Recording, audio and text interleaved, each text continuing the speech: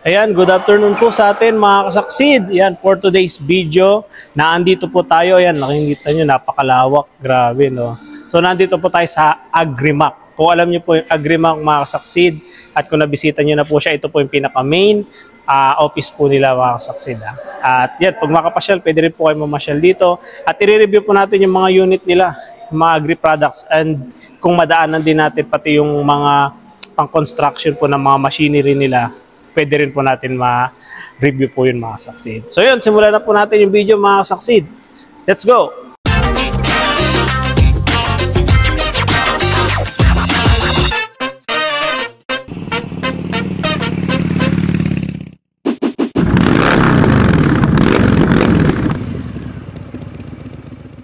Oops! Wait lang mga kasaksid, bago nyo pagpatuloy ang video, kayo ba ay wala pang Fulia fertilizer na ginagamit? Nako, tamang-tama yan dahil naandito na ang Goshen All-Purpose Fulia Fertilizer para sa ating mga halaman. Kahit anong halaman mo, mapapalay, gulay o prutas man yan, pwedeng-pwede ito sa'yo. Kaya ano pang hinihintay mo? Nasa baba kung paano umorder. Tara, mag-Goshen All-Purpose Fulia Fertilizer na tayo. Let's go! Afternoon, sir. Anong pangalan nila, sir? Melchor Tabigting po. Sales manager po ng Edwin Santiago Enterprise Corporation. Oo. Sir, yung Agrimac ba, sir? Matagal na po ba siya? Or ano, ilang... Yung Agrimac, way back 2000, existing na yung company. Pero yung nag-venture into agri-business, mga farm machineries, more or less 2015 kami nag-start. 2015. Yun ang mga tractor, harvester, doon kami nag-start. Sige sir, pwede mo ibisita sa atin sir yung mga ano natin, unit? Yung Agrimac kasi, ang company is Edwin Santiago Enterprise Corporation. Pero yung kilala kasi yung company as Agrimac, yun yung trade name namin. Trade name? Agrimac is a multi-brand company. Multi-brand yung tractors natin.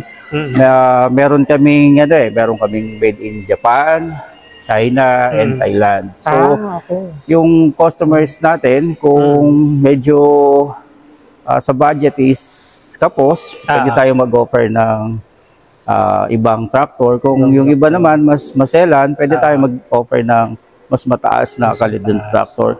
Ito, meron kami dito is Mitsubishi GX50. This is a 50 horsepower tractor. So, kung makikita natin, ito is made in Japan. Made in Japan siya. So, yung factory sa Japan talaga, hindi siya sinorse out sa ibang bansa. So, Japan talaga made. Japan talaga siya. Ito, in-introduce namin to is 2022. Year 2022. So, ito, direct kami sa factory sa Japan. So, wala siyang dealership dito sa Pilipinas. Kami lang. Kayo lang. Kami ang exclusive dealer dito parang sa dito Pilipinas. ko lang nakita to sir. Dito lang. So Mitsubishi, pagdating sa kalidad, syempre pag sinabi mong Japan, quality talaga yan. Syempre, yun nga lang, yung presyo, medyo malayo talaga siya doon sa ibang tractor na kilala natin dito sa Pilipinas. May kilalang brand dito, pero yun kasi ang factory nun, hindi naman din sa Japan, sa ibang county din. Kaya nagdidepende yung presyo din ng tractor natin sa origin. Yes, sir. Dito, marami tayong stock na GX50. Marami na rin tayong na-deliver na GX50 dito sa Pilipinas. Yung GX50 natin, sir, magkano, sir? Yung SRP? GX50 is SRP is 1.3 million. 1.3 million. Pero, syempre... May financing, sir, no? Ganyan. May financing. Pwede pa naman, may discount pa naman yan. May so, discount. Pwede nila tayong i-message. Tapos, may mga back partners tayo na pwedeng mag-offer ng 20% down payment. Up to 20%. Tapos, up to 5 years siya. Ang maganda doon, yun nga, ang payment niya is semi-annual. Ibig sabihin every 6 months. So yung mga bangko naman, nag-a-adjust naman sila sa farmers. Siyempre, yung farmer natin, ang source of income naman yan sa farm. Sa farm. Usually yun, diba, 6 months bago sila makakumita. So tinutugma din ng bangko yung payment terms nila. So ito, up to 5 years pwedeng i-finance. 5 to 5 years. 20% discount. 20% discount. Ngayon, meron tayong mahal na tractor na quality. Meron din tayo na pangmasa na tractor. So itong FM World, ino-offer natin to ng mas mababang presyo. So ang range ng horsepower nito is 40 horsepower up to 110 horsepower. Itong FM World. Up to 110 horsepower. Up to 110. Itong FM World made in China. Pero pagdating naman sa quality, hindi naman siya nagpapakuli. So, ilang cylinder siya, sir? yung lahat ng tractor natin is 4-cylinder. Lahat na siya. Okay. Itong Mitsubishi tsaka FM World 4-cylinder siya lahat. 4-cylinder. Ito malaki nga eh. Ito is 70 horsepower. Ito sir, ilang how much is SRP? 1,350. Parang gano'n lang din, no? Ito 70, ito 50. Sir, no? Medyo titinan mo, yun nga kasi ang origin to is China. China. Siyempre mas cheap ang cost. Mas mura siya. Ito is 110 horsepower natin. Yan. FM World din. FM World din. So kung sa isang brand to dito sa Pilipinas, ang nagre-range to mga 2.7. 2.7. Yung counterpart niya ito pwede natin siyang babili hanggang 1.8. 1.8 million SRP. So may discount pa naman, syempre. Ito yung range natin. 4x4 na rin to eh. 4x4 lahat yan, sir. Ito yung range natin. So marami tayong tractor. Different horsepower. Yeah. Ito karamihan, sa 110 horsepower yun. 110, pero parang mas malaki. Same lang to, sir, no? Doon. Ito, sir, 110. Ito 70, yung nandun sa dulo. Ito 110 horsepower. Ito yung 1.8, sir, no? Yes, sir, 1.8 SRP. Makakasaksid, oh. Kung may meron kayong talagang budget talaga para sa yung mga brand new talaga makakasaksid. Yan. Yung parts naman nito, sir, makikita natin doon. Siyempre, yung mga farmers natin nag-worry sa parts. Yun naman karaniwan ng concern ng mga farmers. Makikita natin dito sa kabilang warehouse natin, andito yung mga stock natin ng parts. Mga stock na. So ito meron pa dun sa isang warehouse natin, isang buong warehouse, puro parts din yun. Puro parts din. Ito mga din, mga Mitsubishi din. Yes, sir. Yes, sir, mga parts natin ng kung ano yung mga products natin na binibenta, ino-offer sa company. Meron, nag-stock tayo ng parts kung makikita nyo. So yung company naman, nag-invest talaga yan sa parts. Yes, sir, pati yan, mga agri parts, mga... meron pala kayo sa harvester, no? Yes, sir. Ito, sir, mga pang-kubota na, truck pad. Sa harvester, makasaksid, meron sila. Yes, sir, yan, mga parts ng kubota tong mga to, yan.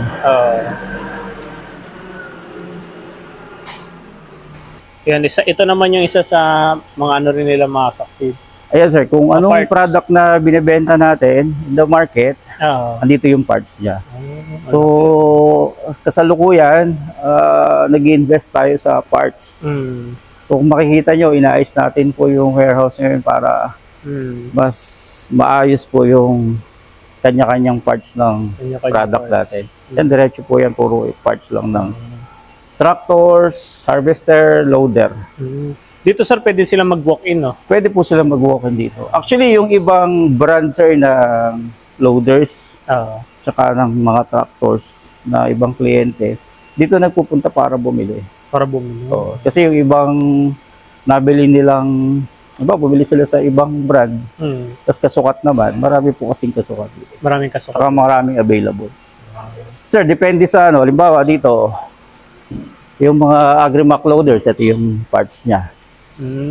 May mga labeling na siya, marami na. May racking system na rin kami, yan, sir, yung mga different products namin, mga pyesa niya. Kung makikita nila, sir, mga ka-farmers natin, so hindi sila mag-worry kasi sobrang dami ng pyesa talaga. Marami silang pagpipilian. Marami sila sa brand new pa, di ba? Sa ngayon lang kasi, sir, talagang inaayos lang namin, kaya medyo nasa baba pa yung Sige, sir. Dito naman sa area po na to, andito yung iba't ibang klase namin ng rotovators. So, minsan kasi may misconception kasi yung ibang farmers na kapag bumili ka ng isang brand, halimbawa yung Mitsubishi, yun na yung rotovator na kasama niya, na hindi mo na pwedeng palitan. Hindi po ganoon. So, kung bumili kayo ng tractor, kahit anong rotovator na gusto nyo, naka-size at fit dun sa tractor, pwede. So, kami po, nag-experiment din kung, halimbawa dito sa Mitsubishi namin, ano ba yung fit sa kanya at mas maganda sa sakahan ng farmers.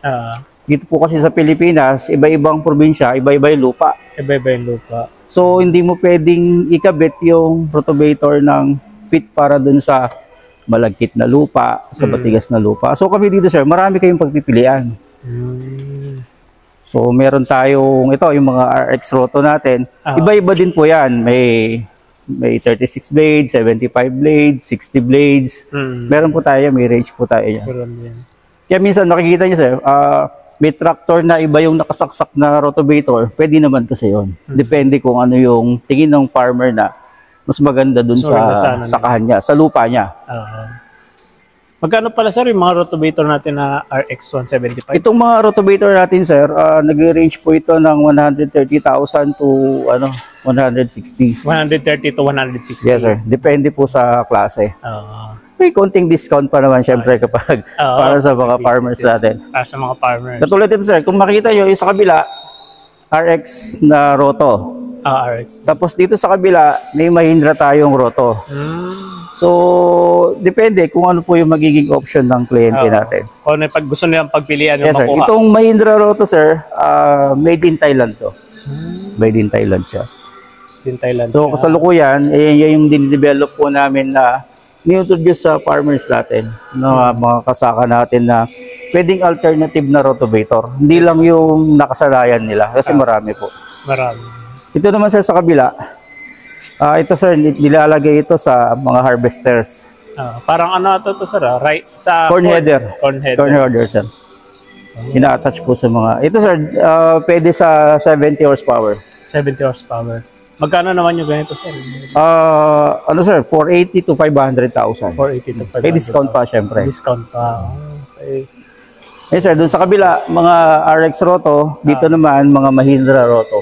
Mga Mahindra Roto, no? Yes, sir. Ano pinagkaiba sir ng Mahindra tsaka sa RX Roto? Sir? Itong Mahindra kasi sir, pagdating sa quality talaga, mas quality to. Mas quality siya. Mas quality. Mas ano siya? Parang mas kilala kasi siya.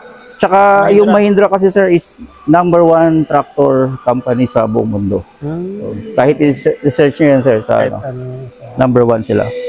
So sa ngayon, buti pala sir, sakto yung pagkikita natin. Yung Mahindra Rotavator kasi tsaka Mahindra Tractor, kami din yung exclusive dealership dito sa Pilipinas. Actually, ilo-launch namin tong Mahindra sa October 3 sa AgriLink sa World Trade Center. So sakto po, ini-invite ko po yung yung lahat na umattend ng World Trade Center ng October 3 to 5. 3 to 5. Doon po nila makikita yung bago nating product, yung Mahindra.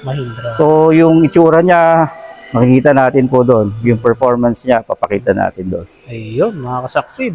Kaya kung malapit lang kayo doon, mga kasaksid, at gusto nyo makita yung mga bagong ano nila, pwede kayo at free. Wala naman sir, wala registration sir. Walang bayad. Mag-register lang sir, pero walang bayad. Walang bayad. Ayun, mga kasaksid. Ito sir, dito sir, pang construction tsaka mga truck na. Ayun, kung sa may mga ano naman, mga kasaksid, na may mga construction kayong business, ayan, dito pwede rin kayong tumingin dito at bumasyal ng mga equipment nila, sir. Ayan, kumpleto. Di ba, sir? Mula sa truck, bulldozer, yes, sir. Diba, kumpleto tayo, sir. May maliit, 1 CBM up to 4 CBM na loaders meron tayo. Meron. Pati mga backhoe, sir. Ayan. Ayan, mga kasaksid. Ayun, sir, yung mga backhoe, yung mga guys, sir, magkano naman SRP natin? Yung SRP niyan, sir, yung 1/4 o ito katulad itong FR60, ang range yan, sir, 2.1 to 2.2. O yung mga malalaki nasa 5 million, depende sir sa ito sa 2. size. 2.2 sir. Kami sir dito, yan, distributor din kami niyang Lowball. Global siguro kasing ganda rin siya ng yes, pulpo, sir. sir, no? Actually, yan din yung sinusupply namin sir sa mga government. Nagsusupply kami sa government. Lumalaban din kasi kami sir ng mga government biddings. Mga biddings. Agri, truck, at saka heavy equipment. Ito sir yung mga sinusupply din natin. So sa ngayon po kasi, kilala na rin naman yung company pagdating dun sa agri at sa heavy. Sa heavy. Sa heavy equipment. Meron rin kayo sir, mga harvester, ganyan. Meron sir, as of now, sold out kasi.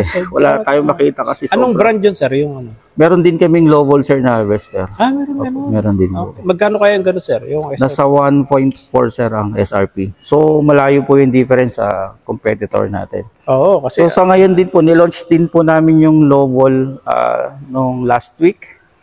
Yun nga lang, 4 lang kasi yung unit, na sold out agad nung launching. Kaya wala pong natira dito.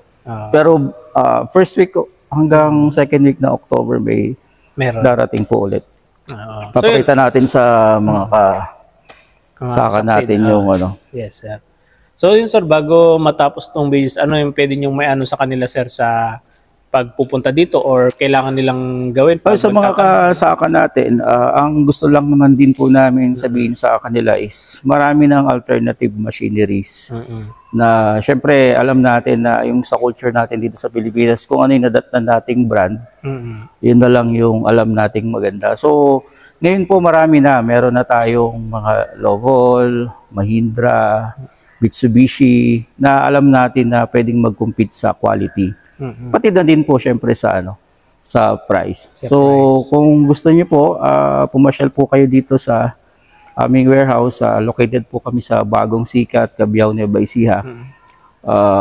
Ngayon po kasi ang operation namin is Luzon, Visayas, Mindanao na. Meron tayo sa North, Cagayan, Isabela, Ilocos, Nueva Ecija, Tarlac, Laguna, Bicol, at hanggang Mindanao po, Iloilo. Yun po yung Mindanao office namin, kasalukuyang ongoing yung construction. Pero meron na po tayong sales team doon na umiikot sa buong ano, sir. Yes, sir. So tayo, experience po tayo sa pagdi-deliver buong Pilipinas. So yun, sir, ang gusto lang po natin, maraming alternative para sa mga kasaka natin. Hindi lang sumubok ng bago, sir. No? Sumubok ng bago. Marami. Katulad ito, sir. Ito yung ito yung ilo-launch sana natin sa AgriLink. So nauna na si sir dito na makita. Nauna na po tayo. Pero ito wala pa pong nakakaalam nito. Ilo-launch pa lang talaga namin sa October. Actually, sir, ilo-launch pa lang namin sa October 3 sa ito yung Lovol, sir. Mahindra, sir. Mahindra. Ilo-launch pa lang natin sana to sa October 3, World Trade Center. Ito yung bago kayo po ano makakita. Yun. Malaki nga siya, no? Sa 95 horsepower. Grabe, no? Mahindra. Yes, sir, Mahindra. Tayo po yung unang makakita nito. Ayan, sa mga nakapanood dito kay JMG, ito na. Ito na yung i-ano nila, sir, sa... Saan na, sir? World Trade Center sa Pasay po. Sa Pasay. October 3 to 5. October 3 to 5. Kung gusto nyo makita ito ng personal, yan. Punta po kayo, mga saksi. Ito na yung mga panglaban sa Kubota. Yes, sir. Yes, sir. Yes, sir. Pagdating sa quality, sir, hindi magpapahuli yan. Kasi ang Mahindra, mas nakilala sila sa sasakyan, sir. Di ba? Mga trucks, ganyan. Tsaka tractor, sir. Ang suggestion ko po, payo ko sa mga viewers natin, mag-search sila sa internet kung ano ba si Mahindra, kung sino si Mahindra. Para, syempre, pag galing sa amin, syempre sabihin namin quality, mag-search po sila. Tapos, meron kami ini-introduce, sir, na sanay kasi yung mga farmers natin sa trailing harrow. Kung familiar sa'yo, sir, yung may gulong. Nakikita mo yung may gulong. Tapos, may wire na nakakabit doon sa mismong sa controller. Isa ni-introduce namin to, lift harrow. So wala po siyang difference dun sa trailing harrow. As in sa performance, yun nga lang, ito, mas mura. Kasi wala nang gulong. Walang gulong. Wala na siyang, sa cost pa rin yun, sir, di ba? Tapos wala na rin control valve na kailangang ilagay. Lift harrow na lang siya, ilalagay lang siya sa dalawang palaka tsaka dito sa... Parang iangat niya na lang, no? Iangat na lang. May susi ba dyan, Nats? Pakita natin paano siya. Mas madiin pa to, sir. Mas pwede niyang matansya kung anong diin. Yung diin na. Di katulad sa may gulong, pag ano yung binaba mo, yun na. Yun na. Kasi may gulong. Ito hindi. Ayos, no? Sige, sir, tingnan natin. Parang ngayon ko nga lang ito nakita mas mura to, sir. Kumpara. Malaking difference dun sa trailing harrow. Magkano pa SRP ito, sir? Ito, sir, depende. Ano ba to? 2, 4, 6, 8. Ito, sir, pwedeng 170. 700. Magkano sir? 7? 170, sir. 170. Oo. Ayun. May discount pa, syempre. May discount pa, mga kasaksid. Sino natin, sir, paano gumagana tong leaf harrow natin? Hindi siya dudulong, no? Kasi yung trailing, sir, may gulong eh. Oo, Diba? may ano. Tapos may magagastos ka pang control valve, sabi mo ng 30,000. So wala na dito yun. Wala.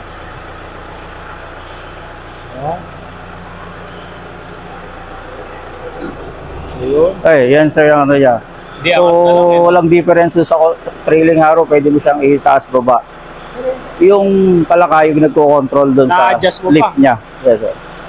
Just Ayan, sir. Yan yung lift harrow. Ito, sir, Mahindra din ang gumawa. Hindi dito. Imported po ito. Sila na din Mahindra sila silang gumawa. gumawa. So, pagdating ko sa Mahindra, sir, quality talaga yung Quality. pinag-uusapan. Ito sir, ano yung pwedeng salpakan nito sir? 50 horsepower, sir. 50. Oh. 50 pwede. Tama yan, 50. 60. Ano? 60. 60. 50, 18, mga ganyan, pwede. Pag 7x7, sir, 50. Ito 8, mga 60 pataas. 60, Pwede. 60-40 nga. Kubota 60-40. Yes, sir. Oh. Ito, sir, Kubota 6040. Available din sir. Available to, sir. Ini-import din namin to, sir. Wala dito yon sa Yung 64. 60 horsepower. Itong Kubota, sir, made in Japan. Yung M series. Okay. Kasi ang ano ngayon, L eh. L. Pag Thailand. L series, sir, Thailand, diba? Vietnam. Thailand. Thailand. Ang factory. Manufacturing. Yun ang difference nila, sir. Kaya yung mga L5018, L4018, L36, ang factory rin, sir, sa Thailand. Itong M sa Japan talaga. Japan, sir. Ay, ito mga kasaksid. Legit na Kubota from Japan. Dito available din. Kaya available dito yan sa atin, sir. Ay, may turbo na rin. Yes, sir. May turbo na to. Ganda yan.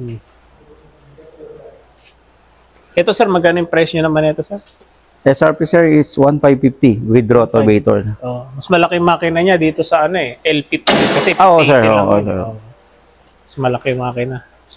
Yun, sobrang dami po nating product. Marami silang makikita dito. Kung medyo okay ang budget, meron tayong pwedeng tractor na i-offer. Kung medyo manipis budget, meron din tayo. Pwede rin. Pwede. So, minsan, pag pumunta po yung kliyente dito, hindi na nakakawala sa atin kasi kung ano yung budget, hindi, pagkasyahin natin. Pagkakasyahin natin. Marami namang pagpipilian. Marami ng pagpipilian. So, yun mga kasaksid pumunta na po kayo dito. Ilalagay po natin yung nila, Facebook page, address, tsaka po yung number po nila, mga kasaksid, para mabilis nyo silang makita. Mabilis yung mahanap ng kanilang office. At sa buong Pilipinas, sir, di ba? Yes, sir. I-search lang nila sa Facebook, makikita na. Yes, sir. Meron po kaming official Facebook page, yung Agrimac Philippines. Pwede po silang mag-message doon o tumingin ng mga products natin. Ayun, mga kasaksid. So yun, see you po mga kasaksid at makikita nyo si sir sa World Trade Center. World Trade Center, sir. October si sir 3 to 5. mag-drive, sir? Yes, sir. October 3 to 5 po, World Trade Center. Booth 334 to 335. 335. Ayun, sige sir, maraming salamat. Thank you, sir.